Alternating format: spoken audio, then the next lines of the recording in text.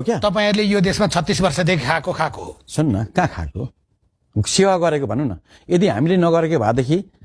अहिले त्यो बाटो पिच हुन्थ्यो स्कुल भवन बन्थ्यो स्वास्थ्य चौकी बन्थ्यो सयौं मान्छेहरूको अहिले कति क्यापेसिटी बेड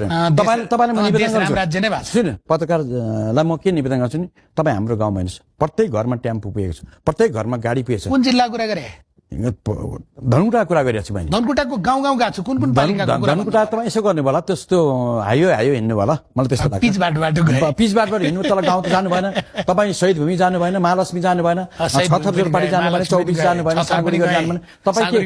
तपाईँले के गर्नु भने धरनदेखि सट्टै बाटो चढ्दै चढ्दै जानुभयो त्यहाँदेखि माथि सिद्धुवा पुग्नु मलाई तपाईँ जस्तै नेता अग्रजले देखाउने हो नि त त्यहाँ जानु भएन होला पहिला हामीले कति गर्यौं अर्को रूपमा तपाईँलाई के निवेदन गर्छु हामीले गर्दै नगरे जनताको इन्कम कति बढाउ तपाईँ सुन्नुहोस् गरिबी कति घट्यो शिक्षामा कति सुधार गर्यौं हामीले स्वास्थ्यमा कति सुधार गर्यौं अहिले खेलकुदको क्षेत्रमा तपाईहरुले सबै गरे भए जनताले तपाईहरुलाई यो ठाउँमा पुर्याउँदैन थिए है अझै प्रत्यक्षमा 9 सिट